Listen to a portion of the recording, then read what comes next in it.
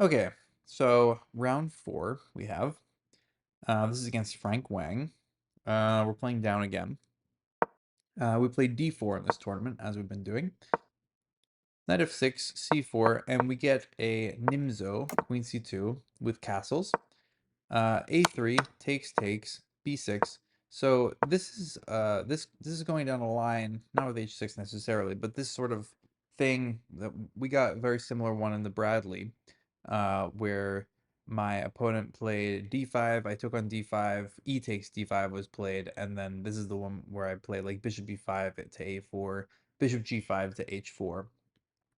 So I was thinking about that game for sure as this was happening, with f3, d5, e3, because this is the same position. Um, Maybe in that game my bishop was still on g5 and h6 hadn't been included. I'm not totally sure, but either way, this is the same sort of thing.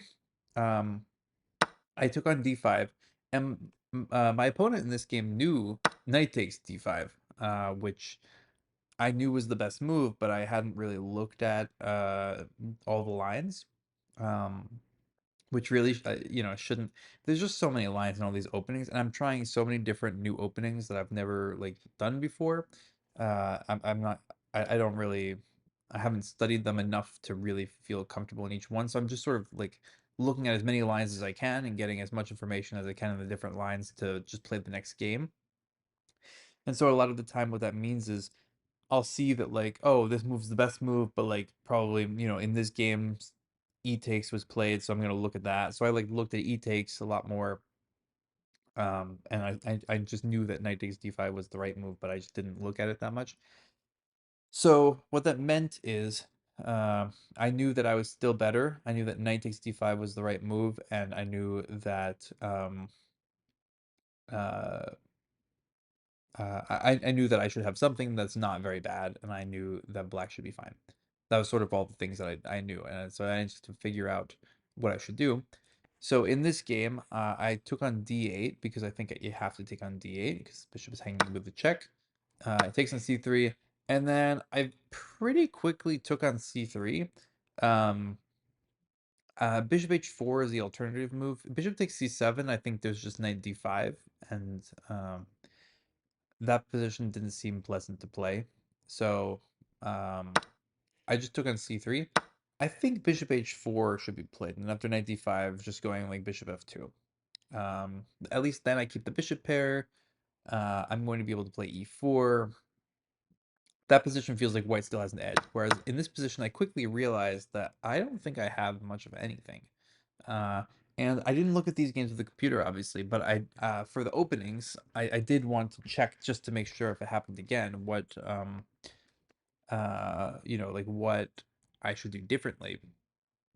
And in this position, after rook takes d8, black has a little bit of an edge. It's pretty much zeros. But black has a little bit of an edge. It's easier to play with black, whereas on bishop h4, white has the standard advantage that you'd expect from this opening. So definitely should have gone bishop h4, and here I was feeling that I don't really have anything. Um, I go bishop b5, just trying to develop my pieces. Black here is fully developed and c5 is coming. My center is really the only trump in the position that I have. It's nice that my c3 and e3 pawns both protect d4 pawns, so that on like c5 or e5 or whatever, um,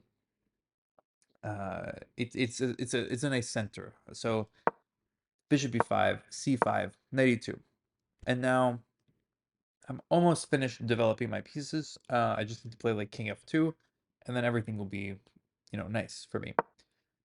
Rook c8, king f2, and now this move e5 came, and this sort of felt like a bluff, but I sort of believed it. So the bluff is if I take on d7, rook takes d7, d takes e5 as a pawn, right? So I can win a pawn by doing this.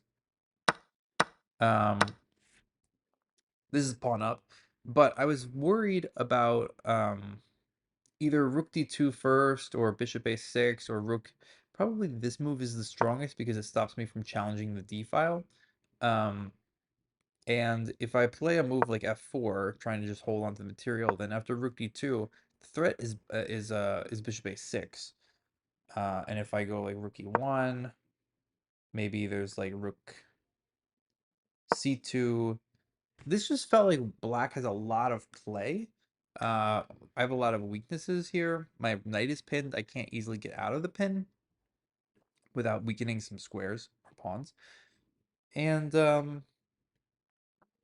yeah, it just felt like, why do I want to do this to myself? But it is a pawn, so it was sort of, I don't know. I wasn't sure if my opponent was bluffing or not. In the end, I decided that I should just believe that there's something there. And I do sort of believe that there's something there. And I played rook hd1. Um, Now I'm sort of, if I can play the move d5, I'll be positionally winning. So black needs to take this pawn 2 times. And I end up taking with the knight. And yeah, I don't think I have that much in this position, but I did feel like uh I felt like I should, my pieces are a little bit more active somehow, even though, like, because the bishop here is sort of just hitting into these pawns, and the knight is much more passive than my knight, whereas my bishop actually, it's sort of threatening. I could maybe take the knight on a good day. Maybe I have the pawn on a4 to support my bishop. The trump for black is the outside majority, right? Like these 2 pawns on the queen side is the what black, that's black's advantage in the position. So knight e5 is played. I'm not sure if that's a great move or not. It's just it's a move. Um, Here probably the best move is rook a c1. I would not be surprised if that's the best move. Just that's the open file. I should challenge it. But I was trying to, I felt that I didn't want to trade off all the rooks. I felt like if I want to try to play this position for a win, I should keep the rooks on it. And also, I play a4, and I'm thinking I want to play a5, and then maybe my rook is actually useful on a1, rather than being traded on c1. So those are just some thoughts. Probably though, rook ac1 is going to be considered the best move.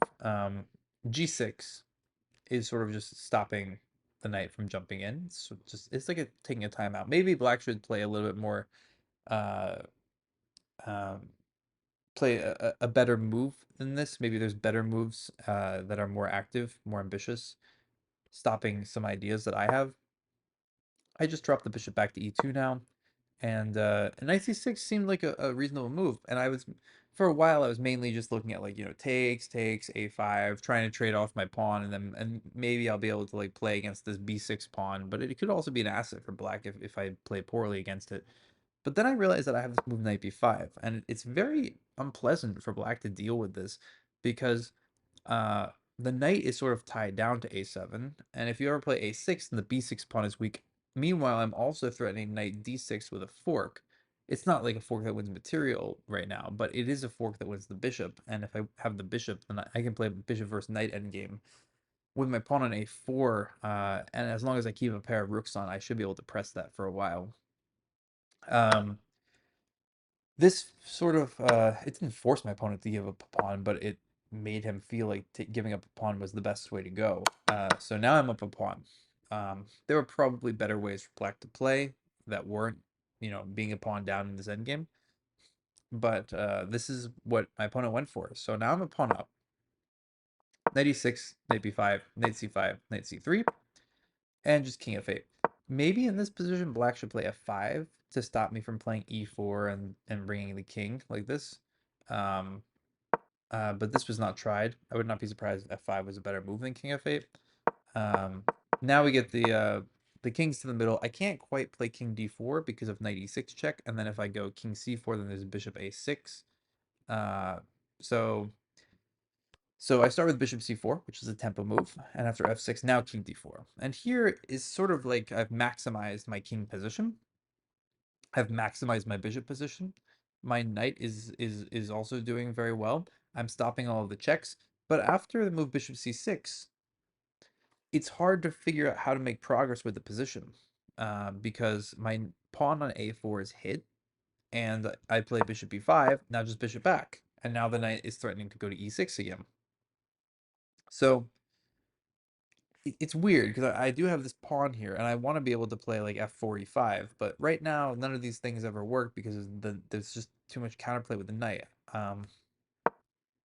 King c4, bishop c8, King b4. So I try going over to the queen side now.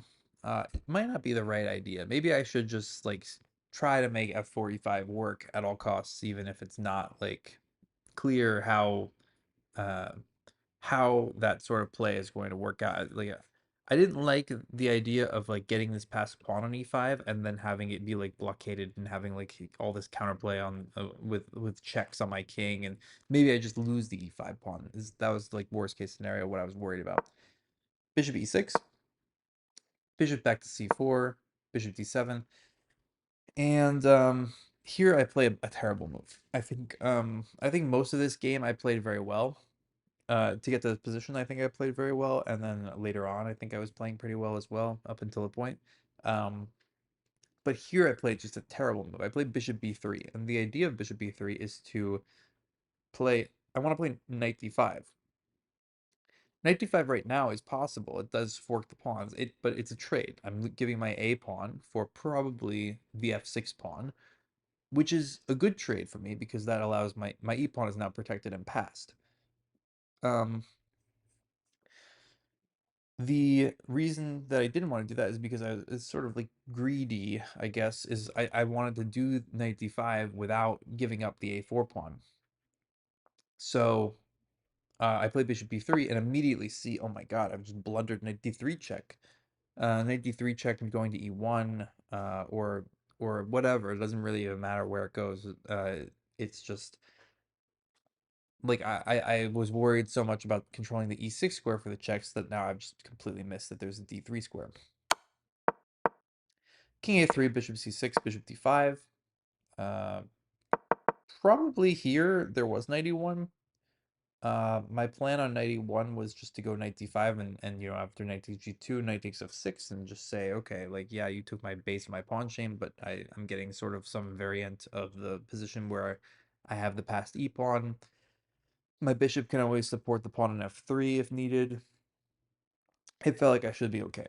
And still pressing. So I wasn't too concerned about that, but I've definitely missed a lot of what my advantage could have been. Bishop d7, bishop c4. I'm just trying to gain like the tempi back because of the issues that I was having. So I gained a tempo with bishop d5, gained a tempo with bishop c4, and after knight e5, bishop back to b5 is another tempo, and now king b4. So now I've stopped the king from coming into the c5 square, which is really important. If the king gets into c5, then it can come into d4 and go. It can go all the way down here, and I'll run into some issues. G5 is a pretty good move, I would say. Knight here, yeah. So I played knight d1. I don't really know what I should be doing right now. Um, it's hard to say. Maybe I should be trying to put the knight on b5. Maybe I should be um yeah, I mean I really just don't know what I should be doing. Knight d1, f5. I just put the knight back. I mean, probably I should just like take it and play knight e3. Try to go over there. Um I don't know. I really don't know. There's a lot of ways to play this position, but the issue is now with these pawns coming off, now it's a 3-on-2 on that side. With every trade of pawns, it just becomes closer and closer to a draw. Um, Here the king comes in, king c3. Uh, Trying to think when the next critical moment is. 85, bishop a6. Well, this is okay. So this is the next, the most critical thing that happens in this game. I play bishop c4 check, thinking that any trade of minor pieces is favorable for me. You can imagine if the bishops come off, then we have a knight endgame, which is good for me. If the knights come off, we have a bishop endgame, that's good for me. If I get my knight off the board for his bishop, then that's good for me. And I felt like even this position would be good for me because I'm threatening a fork. You can't take on a4. But after king c5, I realized that I'm sort of like losing a pawn here because if I play king b3, then bishop e6 is an issue that wins the game for my opponent. And if I play knight b2, which I try, then after bishop c6, I'm sort of forked. I can't use my king to defend the pawn on f3.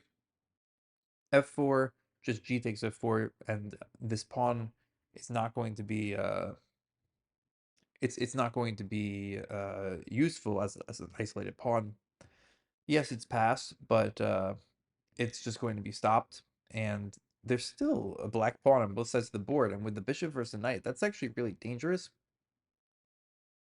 I was already thinking about like how I could maybe play like a5 and get the wrong colored pawn and then sacrifice the knight. Worst case if I need to hold the endgame. I played knight d3 and offered a draw at this point because it's I think there's no way that white is actually better, even though I'm up a pawn. I just sort of realized that if anyone's playing for a win at this point, it's black, and it's not serious though. Like I'm not saying black is seriously playing for a win in this position, but black is probably better now that the pawn is coming off. It's just a straight bishop versus knight endgame with pawns on both sides of the board. Um, so there are ways that black could actually press this thing. So anyway, I think maybe just another thing before we go to view with the machine is there was a moment where I played bishop b5 here. I think actually I should play knight b5 because if knight b5, the reason I didn't want to do this is because I thought just the king moves, but then there's this move a5, and I was looking at these sorts of ideas where uh a5 undermined the knight and allowed me to win the game in other positions, but I didn't look at it here. If bishop takes b5, bishop takes b5, I think this endgame where I have the bishop is actually significantly better for me. And probably this is just completely winning. I would not be surprised if this is winning a lot in this game. King d4. When was I looking at this? Oh yeah, here. So I was always thinking like if you moved king into e5, then I would have a5 winning. But I missed it in that position where I could play knight b5. The same sort of thing. So okay, let's take a look at this game now. Very curious about this one as well. I know up until this point, and yeah, here I should definitely play bishop h4. Even bishop e7 is a move, and bishop e7 is actually an interesting move because it forces the rook to go to e8. I don't know why having the rook on e8 is better or worse than the rook on f8. Probably bishop h4 without bishop e7 is better, but the machine here seems to think that bishop e7 is a slight edge. It's been played. Bishop h4 actually has a better score, but I guess that's probably just because it's been played more times. It's probably not really meaningful because the rook doesn't want to be on f8 or e8. It wants to be on d8 or c8. So it doesn't really make a difference because it's going to move anyway. So yeah, this position now is a slight edge for black, but bishop b5 is a good developing move. c5, knight e2 also a good developing move. Rook c8. Now king f2. I just played some natural developing moves. That's all I really did, and the position is still good. Yeah, e5. So is this what's this about? Yeah, there's enough counterplay. So I'm happy I didn't allow this because it's yes, I'm up a pawn, but it's like there's a lot of counterplay. So rook hd1 is the best move. Very nice. Takes, c takes, yeah, takes. So black takes both times. And knight e5 felt a little weird, knight c5 felt much more natural. But both moves are fine. Yeah, so a4. So interesting. So yeah, rook ac1 is the move that I thought was going to be better, but a4 actually is the way for white to press here. Like if this move, this is probably going to be zeros, yeah? Relatively similar evaluation. I guess it doesn't really matter. I mean these point ones, whatever they are, it doesn't really change anything. But yeah, a4 is a good move. So after g6, now yeah, bishop back to e2. I'm sort of squeezing here. Uh, I'm playing. The point ones don't matter until there's three of them, and then it starts to matter. So knight c6, yeah, knight b5. Now we got three of them, 3.1s, and it's a difficult position to play. Probably he was getting a little bit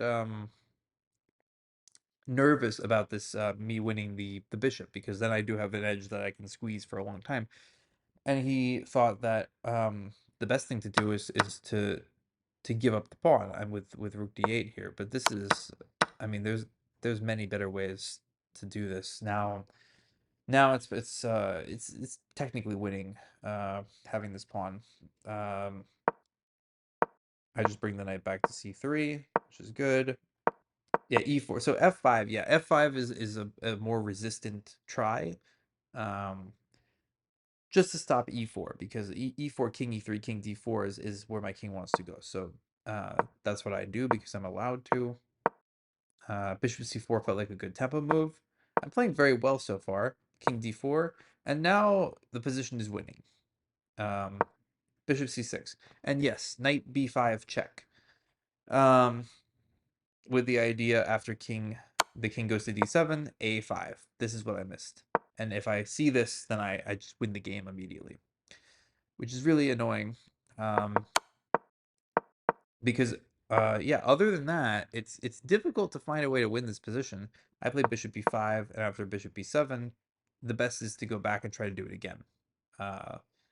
Which, knight b5 is a move that I should. It's two moves. It's a two-move calculation. I just didn't see that idea in this moment. I saw it later. King c4, bishop c8, king b4. This is also good.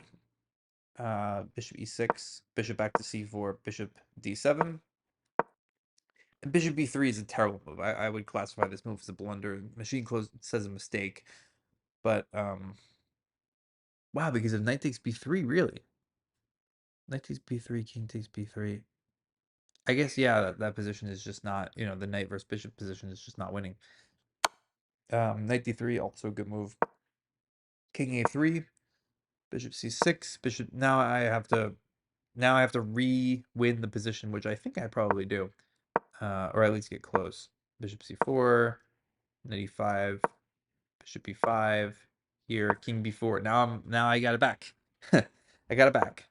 G5, bishop e8, bishop e8. The purpose being that I clear the diagonal, I clear the b5 square for the knight, and force king going to e7 square. Knight d1 instead, which is not a good move. I should go maybe even knight e2. Yeah, this move. But after f5, knight back, takes. Now I think it's getting more into the realm of a draw. Once these pawns come off, maybe I have another shot at some point in the game, but it feels like at this point it's closer to a draw than it is to a win. My big miss. Like, maybe we can keep going through. Um, Maybe I have something at some point here, but no, no. In fact, bishop c4 check is the best move. That's how drawn this position actually is. Takes here. A5. Yeah, I thought just A5 B5 though. A5 B5, knight E5, bishop E8. Wow, this is actually really good for me. This is really good for me. Knight king C6, and now F4. All right, okay, so this is really good for me because I have two passed pawns. I was just thinking that this pawn gets collected, but my king can go to B4, and I'm just completely winning. Oh yeah, that would have been really good. That would have been really good to play A5 here. If takes, then I take, and now I get to play a 3 versus 1 with knight versus bishop. Which, probably is within the realm of holding, but I think that, there are ways that this can be winning. There are ways that I can press this at least, and I don't have to immediately agree to a draw. Like here after knight b2, bishop c6, it's just like I immediately have to make a draw because otherwise it's going to be an issue. King d6. Um, I don't know what I was going to do. Maybe this. It's unclear exactly what I was going to play in this position. I was looking at either f4 or king b4, king d4, something. I wasn't totally sure. I think I was going to play f4 though. G takes, knight takes, bishop takes. And in this position, it's still like I mean, I'm not really at risk of losing because there's many ways that I can probably trade these two pawns for this one pawn. Yeah, I'm not at risk of losing, but I'm definitely not winning. I'm not going to win this position any time.